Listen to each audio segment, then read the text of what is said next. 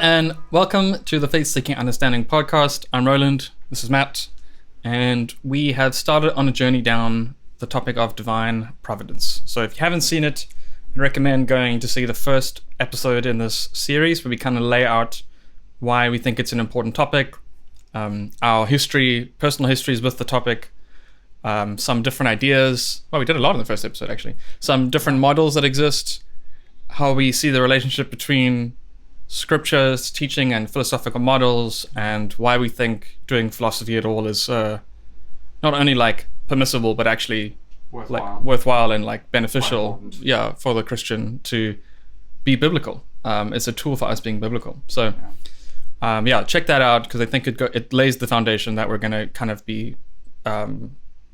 It's the springboard from which everything else is going to flow.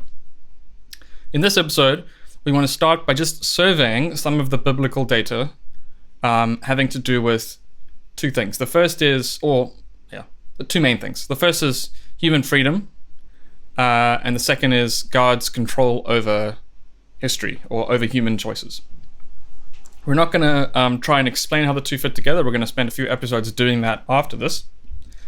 Here we just want to get everyone on the same page, that the biblical data is pretty clear and consistent throughout, from the beginning to the end, that God is in fact in control. So in my things that I have here, it's mainly just God's control. I don't know. How would you think about human? Let's start with human freedom.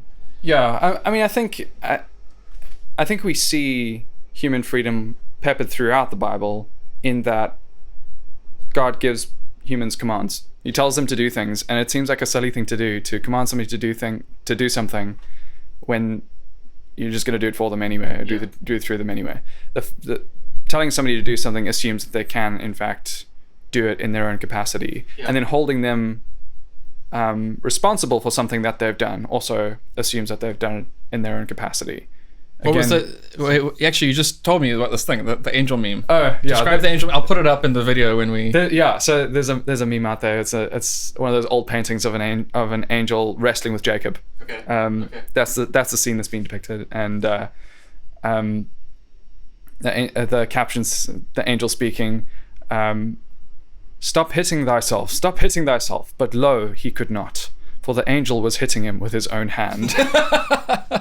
Yeah. And that would be that kind of. It's funny, but it's because it's silly, right? Yeah. And that would kind of. I mean, that's the perfect illustration of what you're saying. Yeah. Like if the angel's command were legitimate, or expectations captured in the command were legitimate, then he wouldn't be forcing Jacob to do it himself. Yeah. There's also that verse in Genesis that I'm quickly trying to look up. With Joseph? But I got them here. So didn't think to look up beforehand, but it actually it holds them together quite nicely, the human responsibility and divine sovereignty, where do you have it there? Joseph says, I got the longer one and the shorter one. Are you thinking in 45 or 50? I don't remember because I wasn't organized to look it up before we started the episode. I'll read the 50-20.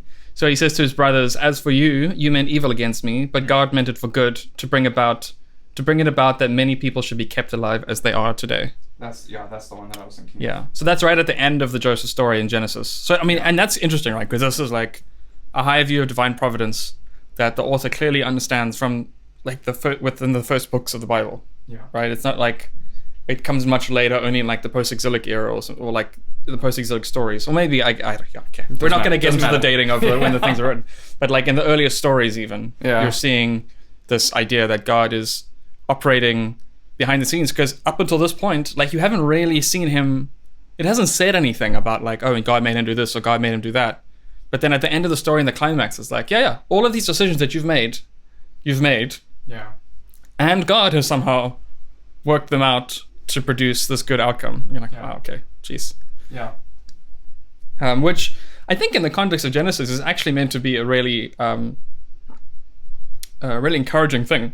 It's not meant to be a philosophical quandary. Because the idea is that God has promised that through Abraham and his family, He's going to bring about blessings for all the nations. He's going to undo the problem that happened at the fall, all that kind of stuff. And what you've seen since then is a bunch of humans doing often very bad things, or just like weird things that seem to be divergent. And then at the end, you're like, actually, no, God is working through all of this to bring about his plans. You're like, oh, wow, okay, cool. And so it kind of gives you that confidence going into the rest of the Torah to see him continue to work out his plans in Exodus and so on. Yeah. I mean, the one other one that really struck me when I read it once is Eli. I think it's Eli chastising his two sons who are they're the priests in Israel around the time that Samuel gets dedicated as a baby and all those sorts of things, right? And Eli was famously like a pretty good priest. Well, he's fine, but his sons are like horrible priests. They're like extortionists and all these horrible things. And so then he's warning his sons, and he says, if someone sins against a man, God will mediate for him.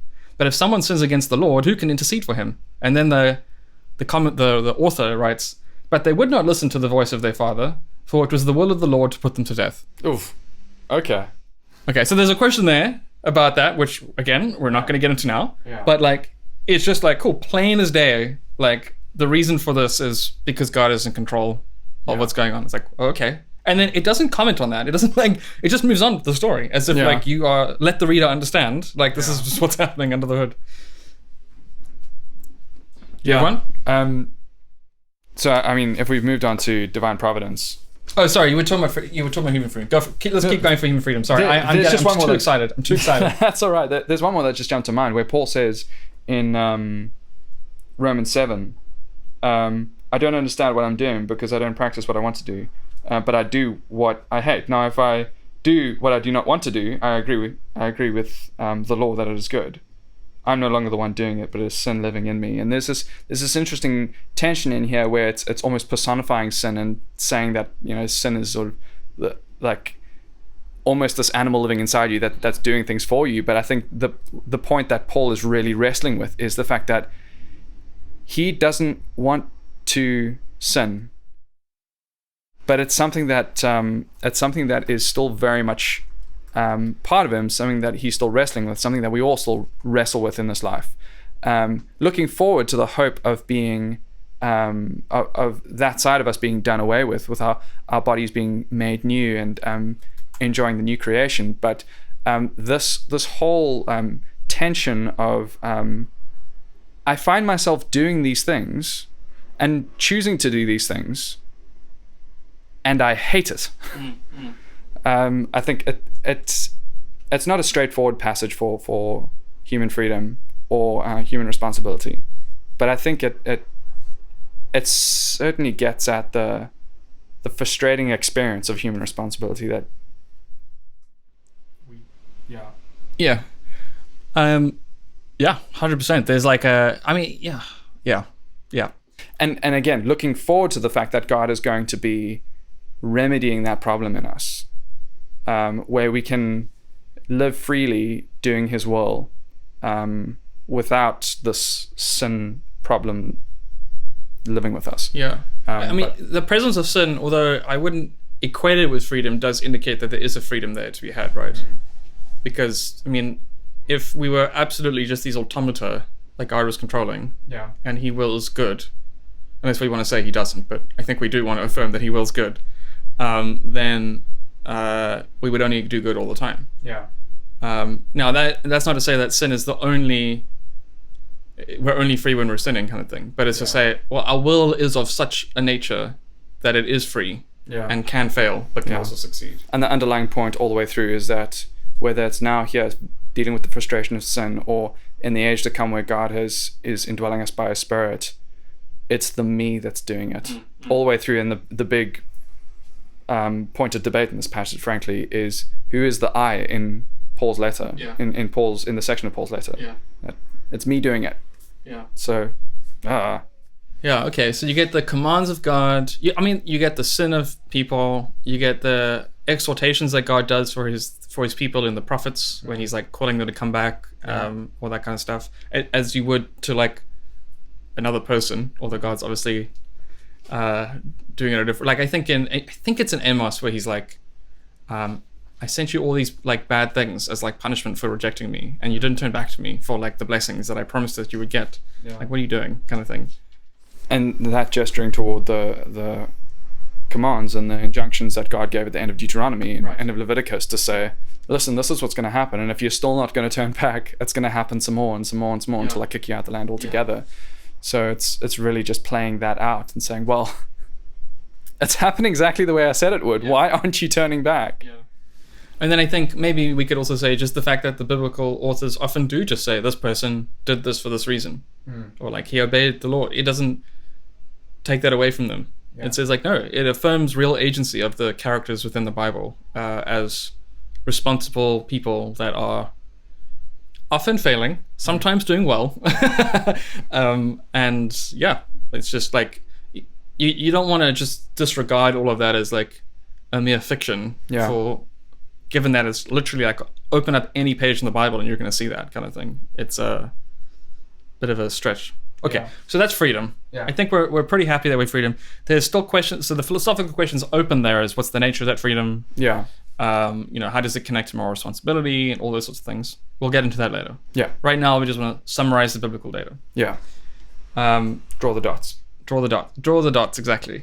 If you don't know what we're talking about, you clearly have not listened to my advice to watch the previous episode, and shame on you. And you haven't enjoyed Matt's terrible drawing. We will not. You haven't lived through Matt's terrible drawing. I haven't enjoyed Matt's terrible drawing. So let's go through. We already went through 2 passages that speak about God's providence, at least in particular cases, or working his plan without a particular description of the means. So that was Genesis 50 verse 20. We'll list the passages so people can look them up in context as well to make sure we're not going crazy. Related to the Genesis 50 verse 20 and Joseph's story, Genesis 45 verses 4 to 9, also really good, kind of articulating the same idea but in less succinctness. We saw 1 Samuel 2 verse 25 was the one where Eli was warning his sons. What are your favorite? There's a great scene in Isaiah where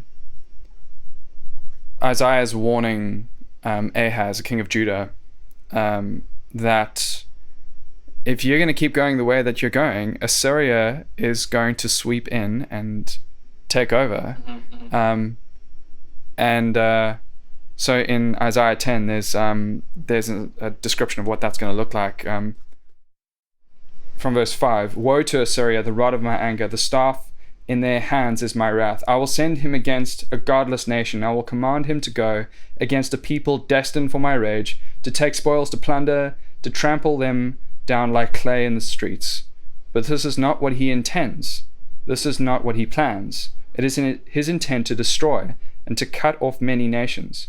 For he says, aren't all my commanders kings?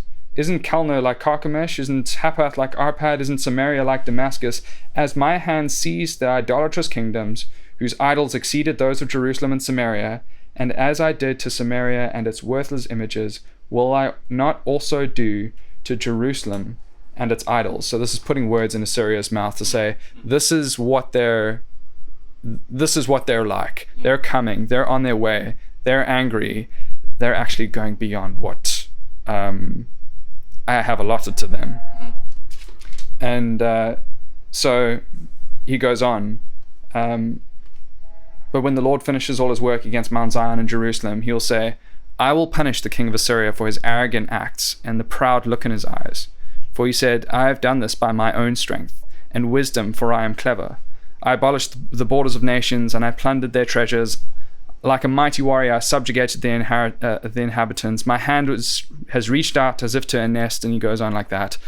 And then verse 15, does an axe, this is now the Lord speaking about Assyria, does an axe exalt itself above the one who chops with it? Does a saw magnify itself above the one who saws with it? It would be like a rod waving the one who lifts it. It would be like a staff lifting the one who isn't wood. Therefore, the Lord of armies will inflict an emancipating disease on the welfare of Assyria, and he will kindle a burning fire under its glory. And so he goes on like that, pronouncing judgment on Assyria. And I just think that image doesn't axe exalt itself above the one who chops with it. You're just an axe in Instrument in God's hand. Yeah. Like, you're doing your purpose, but don't get all lofty about it. Like, you're just an instrument. Right. Right. God is very much the one that's in control of the situation. That is a tension well, not a tension, but a thing that comes up, right? In particularly in the exile bits where God raises up empires against Israel, and then they like get cocky, and then he like wipes them out. Yeah. Okay. Yeah. I think at least with Assyria and Babylon, Okay. it seems to be definitely with Assyria. I think also with Babylon, not with Persia. Not with Persia. Yeah. Okay. There's hardly a bad word said against Persia in all the Old Testament. I guess It's they very are the ones interesting. that let Israel go back to the land. So Yeah. gotta. Went free on that one. But yeah, it's a very strong picture of God is very much the one in control, even over this very powerful nation that is threatening Jerusalem's demise. Right. Not that Assyria ever actually take Jerusalem. Hezekiah does turn out to trust the Lord, and so Jerusalem at least is spared For the time being. but they do until the Babylonians take over the Assyrians. Yeah. But they do sweep in and they do take a lot of the territory and they do a lot of damage. So it wasn't just all bark no bite. And that's quite interesting because that's like basically God. I mean, that calls to mind God being with the Israelites in like the conquest of Canaan or other cases where he gave them victory. It doesn't always mean like we don't necessarily need to read those as saying like God sent like a army of angels, right? Like sometimes it could just be like, no, he worked through the people. But how do you do that? Like the people are making decisions about when to swipe and when to not and when to dodge and when to retreat and when to go forward. And so he's working through all of those things to bring about either the safety of his people or in this case the judgment of his people. Yeah. Yeah. The other place that I'd go to is actually a passage that we looked at in our previous season on wisdom. We spent some time looking at Proverbs 16, which actually has a string of proverbs that all speak to God's providence. Okay, yeah, I had that one up here as well. Good, so you go for it, yeah. Yeah, so the Lord has prepared everything for his purpose, even the wicked for the day of disaster. Everyone with a proud heart is detestable to the Lord. Be assured he will not go unpunished. Iniquity is atoned for by loyalty and faithfulness, and one turns from evil by the fear of the Lord. Doesn't actually seem to talk directly to providence, but go back and listen to the episode to see what we did with that verse. That was verse 6. When a person's ways please the Lord, he makes even his enemies be at peace with him. Better is a little with righteousness than not so much. A person's heart, this is probably one of my favorite verses in all of Proverbs. A person's heart plans his way, but the Lord determines his steps. And it goes on like that. It starts to bring the king in as well. And there's another proverb that talks about the heart of a king being a stream directed by God's hand or something along those lines. Okay. A lot in Proverbs that speaks very directly to God being in control. Yeah, the heart of man plans his way, but the Lord establishes his steps, is what I have here, or determines his steps, or confirms his steps. Like that's just like okay, cool, yeah. Yeah. That's just it, right? That's the like you just stated the tension that we're trying to explain and explore on this entire thing, but in like such a succinct way. Yeah. I have one of the more like tricky ones, I guess, is at the end of 2 Samuel and 1 Chronicles, where it says, again, the anger of the Lord was kindled against Israel, and he incited David against them, saying, go number Israel and Judah. So go take a census. Census, thank you. I was going to say tax, and I was like, no, a census. What's interesting is you see Chronicles, which is later than Samuel. It has like, or at least has different sensibilities. It talks about the same scene, but distances God from the action. So he says God sent an evil spirit to go incite David. He didn't want to say God himself incited David. So that's going to have to be a text that we come back to at some point and wrestle with after we have some of our philosophical distinctions in place. And a few cups of coffee. Yeah.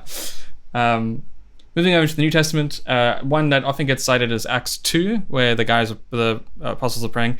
I think it's kind of easy for people to wiggle out of because it talks about foreknowledge rather than God predetermining things. But if you skip over 2 chapters to Acts 4, verses 27 and 28, they're praying again. The apostles are praying and they say, for truly in this city they were gathered together against your holy servant Jesus, whom you anointed, both Herod and Pontius Pilate, along with the Gentiles and the people of Israel, to do whatever your hand and your plan had predestined to take place. Now, if you then go look back at like the passion narratives in any of the Gospels, like you're not going to find people are just acting normally, like they're taking actions often for greedy reasons or for misunderstandings or whatever, but like they're taking actions and doing their thing, and yet the apostles and the disciples understood it as like God's hand working all of that for the sake of his purposes. Yeah. Do you have another one from the New Testament? Or are you just looking at my passage? No, I was just looking at your passage. The only other place that I would have thought to go to is Romans. The Romans 9? the chapter in Romans. Yeah. Well, we're not even going to read that. 9 to 11. That's a favorite for people who want to have predestination debates. I think we're going to have a whole episode just on that. More and more, I've come to the conclusion that that's not as much about predestination and providence as people think it is. Same. But it usually is the one that's thrown out, so I thought I'd mention it anyway. Same, totally, yeah. I have like a whole book on that here. The Word of God Has Not Failed. There we go. By Aaron Sherwood. Yes, I remember we spoke about that before, off air, but yeah, very good book. We should have an episode about that just to like talk about that. But that's going to be more exegetical than anything else. Yeah. But cool. There's that one. There's also Ephesians 1:11. So in Paul's like very long intro to the letter to the Ephesians, he says, in him or in Christ we have obtained an inheritance, having been predestined according to the purpose of his will. The purpose of him who works all things according to the counsel of his will. So there we've got predestination as well as just like just general providence. Like he does everything according to his will, according to what he wants to do. So that's a pretty high view of God's sovereignty there. There's another, thinking about Romans 9 to 11 actually reminded me of another really sticky one that we haven't mentioned yet. Oh, okay. And that is the way that Pharaoh is described in Exodus. Hardening of his heart. Which comes up in Romans 9 to 11. Yeah. But at a number of key junctions through the first 10-ish chapters of Exodus, there are a number of key points where Pharaoh is either said to harden his heart, or it says that his heart was hardened, just more neutral, and sometimes that God hardened his heart. Yeah, so which is 4 verse 21 in Exodus. And the Lord said to Moses, "When you go back to Egypt, see that you do before Pharaoh all the miracles that I have put in your power, but I will harden his heart so that he will not let the people go." And then it comes up again, 7 verse 3 to 4, 9 verse 12, 10 verse 1, 10 verse 20, 10 verse 27, 11 verse 10, 14 verse 4, 14 verse 8, and 14 verse 17. So if you're interested in doing a little study and you haven't looked into it before, go look up all of those verses and see how the language shifts slightly or like doesn't and stuff. And then you'll be as puzzled as the rest of us. And then you can wait for our episode to come out on Romans 9 and Exodus, and hopefully we'll help you along there a little bit. We're definitely going to have to come back to Exodus at least. And there are plenty of other passages. I wrote a blog post back in 2013 collecting a bunch of passages that I've been reading from now. Put that in the show notes so you can look through those and grapple with them a bit, I guess. But yeah, so I mean, we've looked at passages from the Pentateuch, from the prophets, from the writings, from the New Testament epistles. From Acts. There is one from the Gospels that I have in Luke 22 verse 22. He says, "For the Son of Man goes as it has been determined, but woe to that man by whom he is betrayed." Which is talking about Judas there. So we have Gospels and Acts. So pretty much every part of the Bible is infused with the conscious idea that God is in control, despite the fact that humans are also in control or free or responsible or whatever you want to say there. Yeah. And so that's pretty much what we want to explain, right? Do you have anything else you want to say on that? No. The only other thought that I had there was that we didn't mention Revelation. Revelation tells us how the story is going to end, which implies a God who's in control, even without getting to any specific passages in Revelation that might detail that. Yeah, that's true. But yeah, there we go. We've got both things that need to be held together So, And it's not just one proof text. yeah. I think that's a key thing. It's not just one particularly striking text that we're trying to take out of context. It's the consistent witness of the Bible across the whole thing. Yeah. It's just, yeah, you can't escape it. Don't try and escape it. Rather try and now have faith-seeking understanding. So be like, okay, that's weird. I don't know how to account for that, but let's see how we do it, kind of thing. Yeah. Great. So that's where we're going to end our episode today. A bit shorter than the last one, I think. I think so. Okay. Well, we don't actually know because we don't know where the last one. Yeah, we haven't. Yeah, as we record this one, we haven't edited the last one yet, so we don't know what the final number is. But we know it's shorter. I feel pride. Okay. I feel proud that we managed to keep it within a reasonable time frame for once. Yeah. So thanks for joining us. Like and subscribe, upvote, whatever you do. What do you do on the podcast things? Subscribe on on your favorite podcast platform. You can give us a good rating. That would really help people to find us, and maybe a nice review if you feel led. Yeah. Or if God leads you. Or both. We'll see you in the next one, I guess.